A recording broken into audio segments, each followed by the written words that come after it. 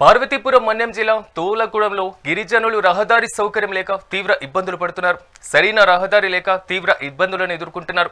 గ్రామానికి చెందినటువంటి మండంగి కిరప్పు గత 4 రోజులుగా జ్వరంతో బాధపడుతున్నారు. కాగా అతన్ని 4 కిలోమీటర్లు డోలితో మోసుకెళ్తూ హాస్పిటల్కు తీసుకువెళ్లాల్సినటువంటి పరిస్థితి నెలకొంది.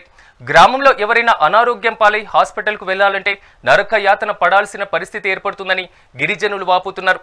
ఇప్పటికైనా అధికారులు వెంటనే స్పందించి కాకిలి జంక్షన్ నుంచి తోలంగూడకి రహదారి నిర్మించి ఆదుకోవాలన్నారు.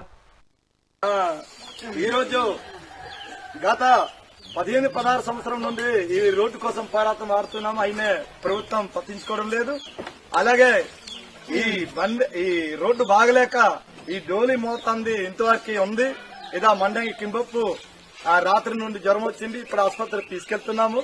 ఈ ఆసుపత్రికి తీసుకెళ్ళడానికి బళ్ళు రావడం లేదు. అందుకు మేము స్వయంగా వాళ్ళ పిల్లల్ని వాళ్ళ కుటుంబాలనే మోసుకొని డోలి మూతతో తీసుకెళ్తున్నాం ఆసుపత్రికి. అందుకే ఇప్పటికైనా దయచేసి ప్రభుత్వం వారి నుండి గాని అధికారులు గాని స్పందించేసి ఈ తోలంగూడ తారుని కాకిలి జంక్షన్ తో కోసంగూడతో తోలంగూడతో లిక్కిడి వారికి ఈ తారు రోడ్డు చేయాలని కోరుతున్నాం. రేపు ఐటీడీఏ దగ్గర ధర్నా చేస్తాం. ఇంకా చూస్తాం. లేదంటే అవసరమైతే ఈ గ్రామ ప్రజలందరూ ఈ 5-6 గ్రామ ప్రజలందరూ మొత్తం సుమారు 5,000 ప్రజలు ఉన్నాము. 5,000 జనాభా, 5,000 కుటుంబాలు ఉన్నాము. వీళ్ళందరూ అవసరమైతే రేపు జిల్లా కలెక్టర్ ఆఫీస్ అమరావతి నిరాదీక్ష నిర్వహిస్తాం.